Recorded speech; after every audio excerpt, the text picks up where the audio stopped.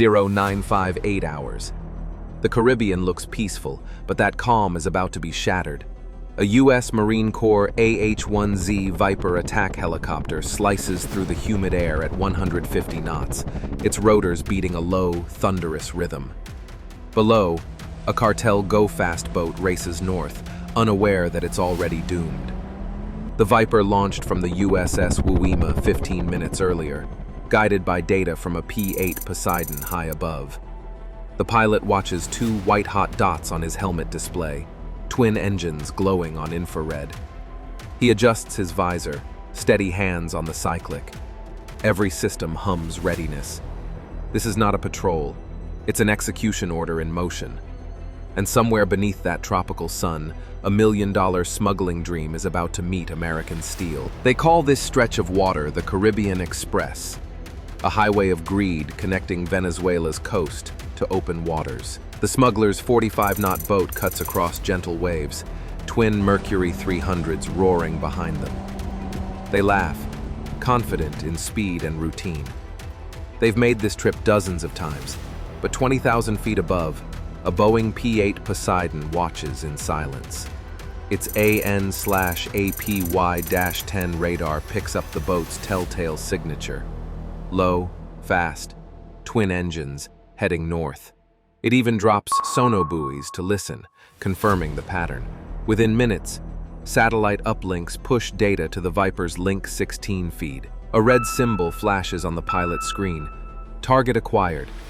The crew below thinks it's another payday, but this time, the ocean itself has turned against them. Inside the cockpit, the pilot becomes one with the machine.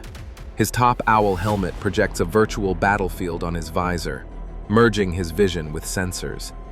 Wherever he looks, the laser sight follows. The Viper is more than an aircraft. It's an extension of human will, forged for precision. 8 Hellfire missiles hang ready under its stub wings.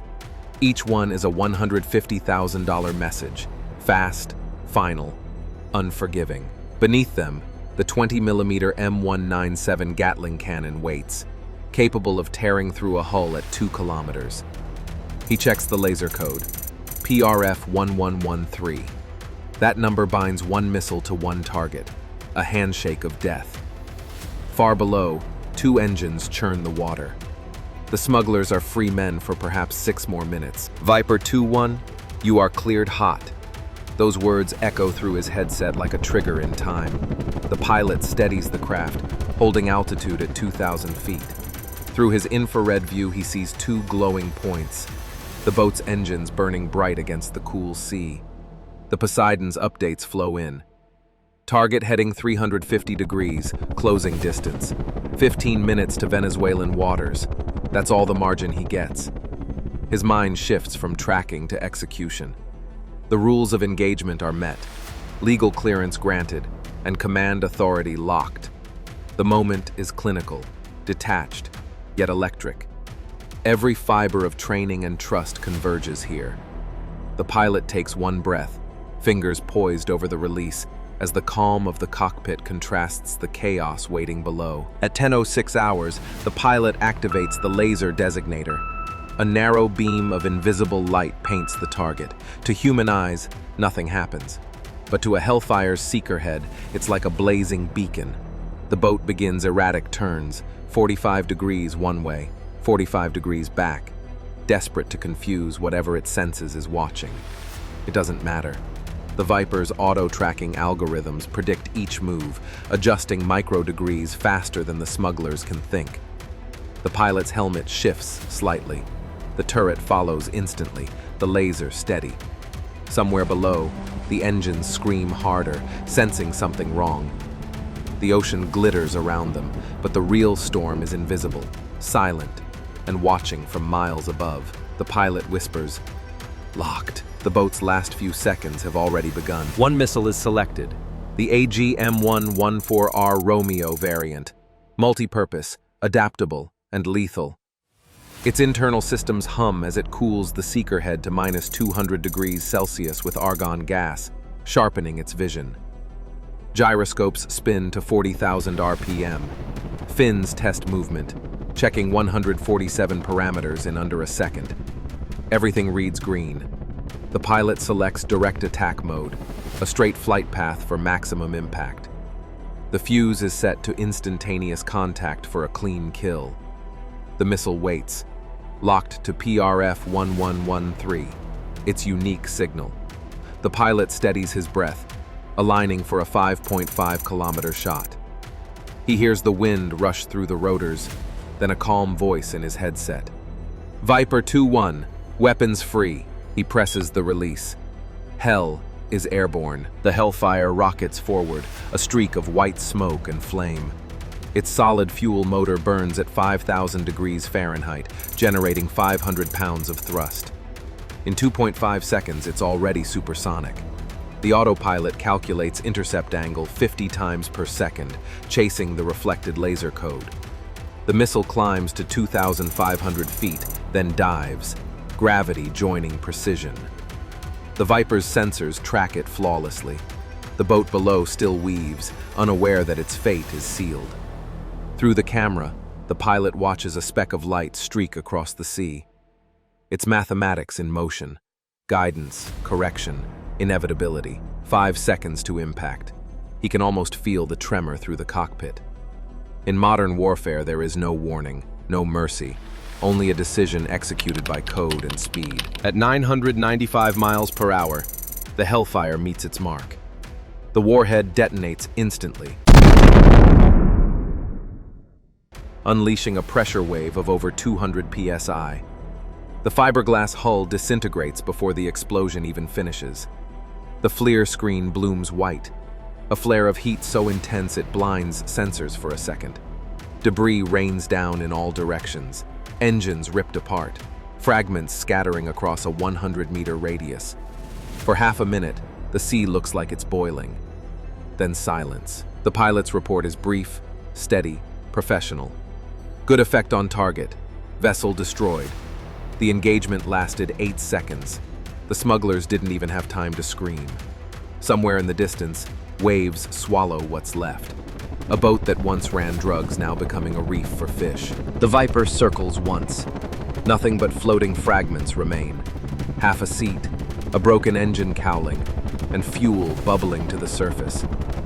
The pilot confirms no survivors. He doesn't linger. He banks north, heading home. In the headset, the Poseidon operator calmly confirms. Target neutralized. No heat signatures remaining. The Caribbean looks peaceful again, its surface erasing every trace of violence. 8 seconds of destruction, years of planning behind it. Somewhere, a commander checks a box marked mission complete. But for those who flew it, completion feels more like a question than closure. Technology wins battles quickly. The conscience takes longer. Hours later, analysts replay the engagement in slow motion. Radar tracks, infrared footage, weapon telemetry. Everything lines up perfectly. 0 errors. No civilian vessels nearby, no unintended fallout. This was a textbook interdiction. Yet analysts notice something unusual. In the hours following the strike, encrypted channels across Venezuela go dark. Cartel communications vanish.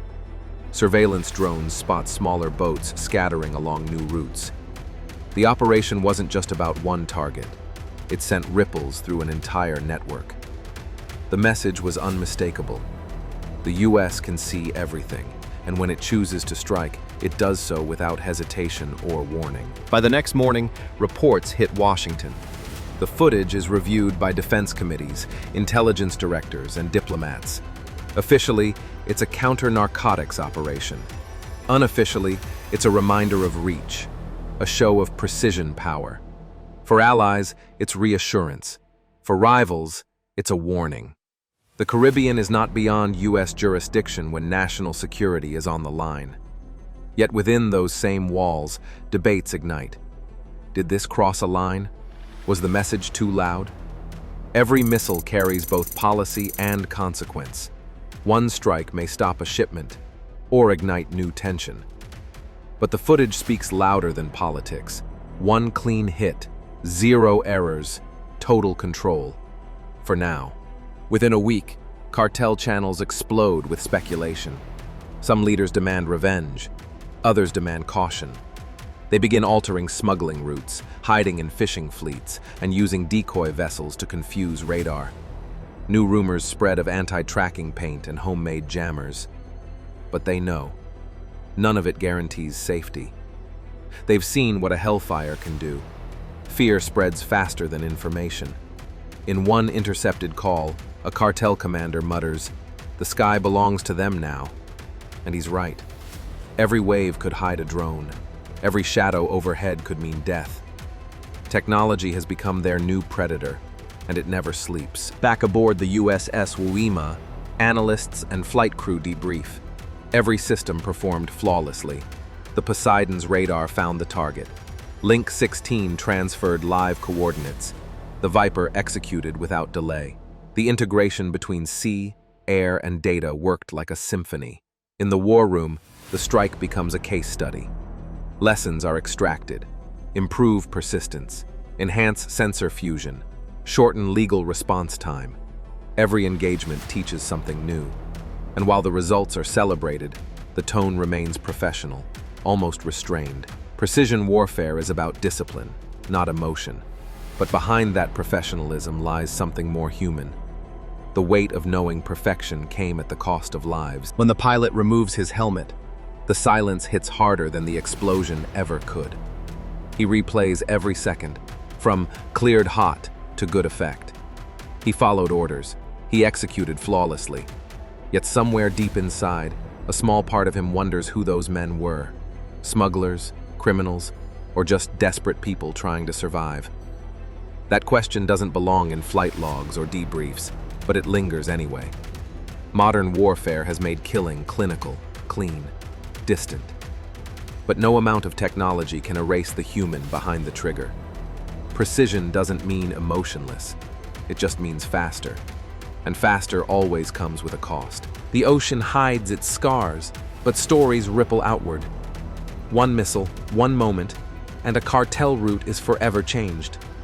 Yet the question remains, does one strike stop the flow or just shift it? In warfare, victory is rarely permanent. It's simply momentum. The Viper proved what technology and training can achieve. But power invites challenge, and deterrence is temporary. As the sun sets over the Caribbean, another small boat leaves a hidden cove, its engines echoing faintly against the waves. The cycle begins again. The U.S. will be watching. But next time, who will strike first? What do you think will happen next? Let us know in the comments.